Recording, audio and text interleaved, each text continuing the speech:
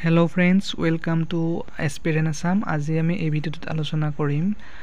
ধেমাজি ডিস্ট্ৰিক্টৰ যোৱা বছৰ অৰ্থাৎ ইয়াৰ আগন্তুক যেটো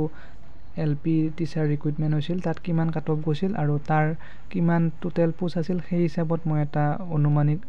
এক্সপেক্টেড কাট অফ উলিয়াম আৰু যোৱাবাৰ আৰু এই বছৰ এটা কম্পাৰিজনৰ ভিডিও হ'ব এইটো অকল ধেমাজি ডিস্ট্ৰিক্টৰ ওপৰত এতিয়া যোৱা বছৰ আছিল ধেমাজি ডিস্ট্ৰিক্টত টোটাল পোষ্ট 202টা 202 আৰু ইয়াৰে আনৰিজাৰ্ভ আছিল 202 টোটাল আছিল আৰু আনৰিজাৰ্ভ আছিল 104টা আৰু বাকি কেইটা আপোনালোকে ইয়াত দেখা পাইছে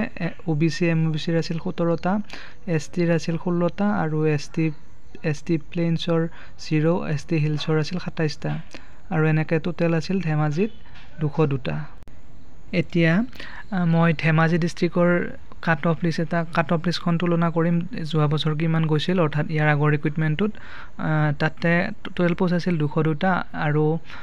আনৰিজাৰ্ভৰ কাৰণে আছিল 104টা গতিকে এই 104টা পোষ্টত সেকেন্ড প্ৰভিজনাল মেৰিট লিষ্টখন মোটাত আছে গতিকে সেইখনত কিমান গৈছিল সেইটোৰ ওপৰত মই এটা থুলমূল তথ্য এটা উলাম আৰু আপোনালোকে সেইটো গম পাব আৰু আনৰিজাৰ্ভটো একল উলাম গতিকে যেহেতু আনৰিজাৰ্ভৰ সবচে হাইয়েস্ট কাট অফ যায় আৰু আপোনালোকে আনৰিজাৰ্ভটো চাই কেনে বাকিখিনি এটা অনুমান কৰিব পাৰিব এতিয়া আহিছো আমি প্ৰথম কোন আছিল যোৱা বছৰ সেইখন লিষ্ট মতে নবকুমাৰ কলিতা আছিল ফাৰ্স্ট ৰেংক আছিল তেখেতে মেল আছিল আৰু ক্যাটাগৰী আনৰিজাৰ্ভ আৰু হায়াৰ সেকেন্ডাৰী তেখেতৰ পাৰ্সেন্ট আছিল 88% আৰু টেটত আছিল 60% আৰু বিএডত ডিএলএডত 78% অৰ্থাৎ টোটাল আছিল তেখেতৰ 227 এতিয়া মূল কথাটো হ'ল যোৱা বছৰ আৰু এই বছৰৰ নতুন সিস্টেমত বেলেগ সিস্টেমত কাট অফ উলাব যোৱা বছৰ বেলেগ আছিল এই বছৰ বেলেগ আছিল গতিকে এবাৰ যেহেতু টেটৰ মাৰ্কছটোৰ বেছি প্ৰাধান্য পাব গতিকে ঠিক তেনেকৈ মই টেটৰ মাৰ্ক এটা দেখুৱাৰ দৰে ম্যাক্সিমাম ষ্টুডেন্টে 60% অৰ পৰা 70% অৰ ভিতৰত মাৰ্কছ বিলাক পাইছিল টেটত আনৰিজাৰ্ভ ক্যাটাগৰীৰ কথা কৈ আছো মই ইয়াতে এটা দুটাই 77 বা 73 এনেকা পাইছিল কিন্তু ম্যাক্সিমাম আছিল 70 ৰ তলত আৰু 60 ৰ ওপৰত গতিকে আপোনালোকে অনুমান কৰিব পাৰিছে যে টেটত জুনে 60 ৰ পৰা 70% অৰ ভিতৰত পাই আছে মাৰ্কছ তেওঁলোকৰ নিশ্চয় এই কাট অফত নাম আহিব গতিকে মই এটা কম্পাৰিজন দেখুৱাই দি আছো যোৱা বছৰ কেনেকুৱা আছিল যোৱা বছৰ যোনটো ফাৰ্স্ট আছিল যোৱা বছৰ যিজন ফাৰ্স্ট আছিল তেখেতৰ মাৰ্কছখিনি আৰু সেকেন্ডখিনিৰ মাজত মই এটা কম্পাৰিজন উলাইছো গতিকে নতুন সিস্টেমতে হেতু কি হ'ব যোৱা বছৰ তেখেতে পাইছিল 88 হায়াৰ সেকেন্ডাৰীত 760 টেটত আৰু বিএড বা ডিএলএডত 78 আৰু টোটাল আছিল 227 এতিয়া তেখেতৰ মাৰ্কছখিনি যদি আমি এনেকৈ ক্যালকুলেশন কৰো তেখেতৰ নতুন সিস্টেমতে মাৰ্কছ কিমান আছিল 59.3 কিন্তু আকৌ